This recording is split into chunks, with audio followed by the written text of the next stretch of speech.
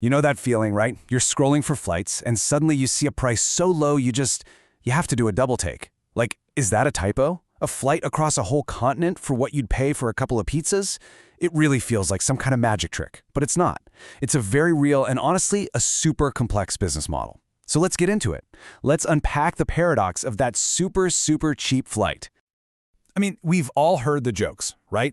Budget airlines. They're just famous for that no frills, pack 'em in kind of vibe. It's a reputation that some of them, especially a company like Ryanair over in Ireland, have totally leaned into. They even make it part of their brand. But behind all those jokes, there's a serious, and until pretty recently, a seriously profitable business. And this is why we all put up with it. It's the undeniable appeal of that number. I mean, you can find flights in Europe, like 2 or 3 hours long, for less than $20. And that's not me exaggerating. That's a real fare you can go out and book.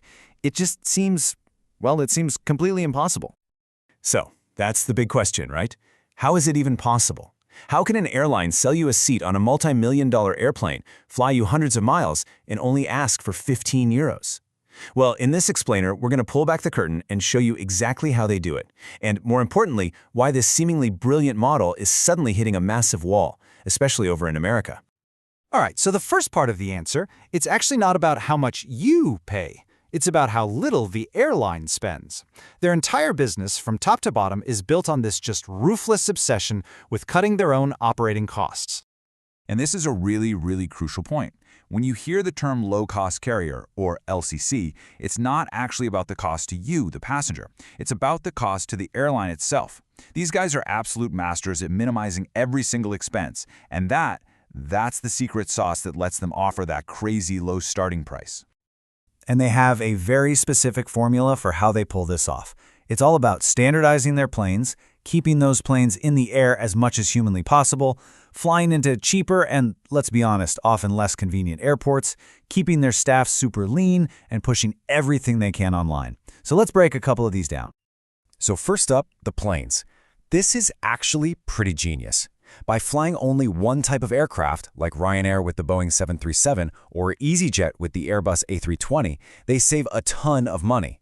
Think about it. Your pilots, your flight attendants, your mechanics, they only need to be trained on one system. You only have to stock one set of spare parts. It just simplifies everything and totally slashes costs. Okay, and here's something that might actually surprise you. You think budget airlines would be flying old, beat-up planes, but it's the opposite. They often have younger fleets than the big guys, the legacy carriers like KLM or Air France. Why? Because brand new planes are way more fuel efficient. And that savings on fuel over the entire life of the plane is actually worth more than the higher price they pay up front. It's a smart long-term play. All right, so they've cut their own costs down to the absolute bone. But that's really only half the story. The other half, well, that's all about how they make their money back from you after they've tempted you in with that super low price. The name of the game here is something called unbundling. Basically, that cheap ticket you bought, it gets you one thing, a seat. And that's it, literally just a seat. You want to bring a bag? That's extra. Want to pick where you sit? Extra. Want a drink of water on the flight? You guessed it, extra. Pretty much everything a traditional airline used to just include, it's all stripped away and sold back to you, one piece at a time. And here's a perfect example of how that works in the real world. A reporter from CNBC booked a flight that started at around $47. But then they added a carry-on bag, they picked a seat, they checked a small 10-kilogram bag, and then they paid the final fees. And by the end, the price jumped from $47 to over $175. It nearly quadrupled. That initial low price, it's really just the bait. Now, here's a really interesting little wrinkle, at least in the US.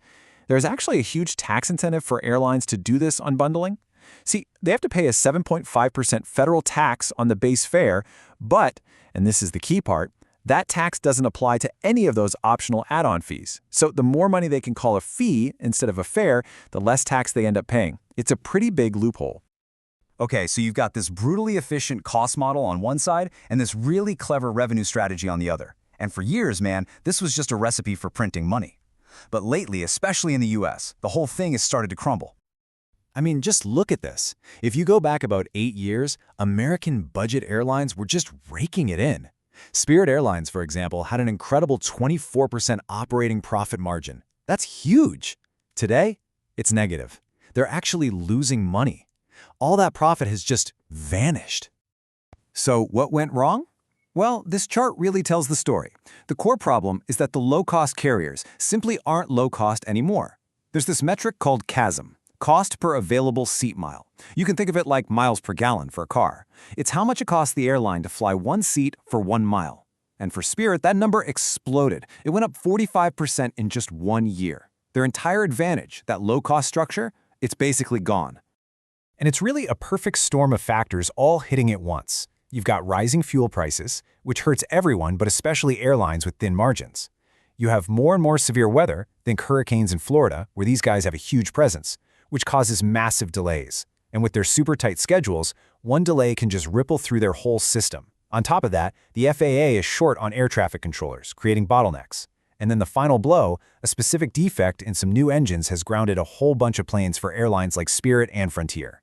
It's just one thing after another. But here's the real paradox. While all of this is happening, while American budget airlines are basically fighting for their lives, their cousins over in Europe, like Ryanair, are posting record profits. So, what is so different across the Atlantic? Well, it pretty much boils down to two big things: geography and competition.